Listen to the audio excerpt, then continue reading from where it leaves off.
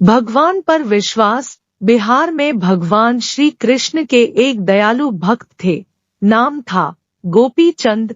उनकी दवाइयों की दुकान थी। उनकी दुकान में भगवान श्री कृष्ण की एक छोटी सी तस्वीर एक कोने में लगी थी। वे जब दुकान खोलते, साफ सफाई के बाद हाथ पैर धोकर नित्य भगवान की तस्वीर को साफ करते और बड़ी श्रद्धा से धूप इत्यादि दिखाते। उनका एक पुत्र भी था, सुभाष, जो अपनी पढ़ाई पूरी करके उनके साथ ही दुकान पर बैठा करता था। चूंकि वह नए जमाने का पढ़ा लिखा नव युवक था, लिहाजा अपने पिता को समझाता कि भगवान वगैरह कुछ नहीं है, सब मन का वहम है। पिता उसे स्नेह की दृष्टि से देखते और मुस्कुरा कर रह जाते। वो इस विषय पर तर्क वितर्क करना नहीं चाहते थे। समय बीतने के साथ साथ पिता बूढ़े हो चले थे। शायद वे जान गए थे कि अब उनका समय निकट ही आ गया है। एक दिन अपने बेटे से कहा, बेटा तुम ईश्वर को मानो या मत मानो, मेरे लिए ये ही बहुत है कि तुम एक मेहनती, दयालु और सच्चे इंसान हो। क्या मेरा एक कहना मानोगे? कहिए न पिताजी, जरूर मानूंगा, बेटे ने कहा। पिता ने कहा, बेटा, मेरे जाने के बाद तुम इस तस्वीर को साफ करना और दूसरा, यदि किसी परेशानी में फंस जाओ तो हाथ जोड़कर भगवान श्री कृष्ण से अपनी समस्या कह देना। बस मेरा इतना कहना मान लेना। बेटे ने स्वीकृति दे दी। कुछ दिनों बाद पिता का निधन हो गया। समय गुजरता रहा। एक दिन बहुत तेज बारिश पड़ रही थी। सुभाष दुकान में दिन भर बैठा रहा और ग्राहकी भी कम हुई।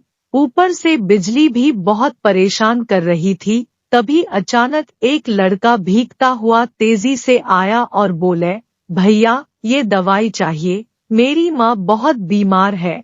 सुभाष ने डॉक्टर का पर्चा देखकर तुरंत कहा, हाँ ये है। लड़का बहुत खुश हुआ और पैसे देकर दवाई लेकर चला गया।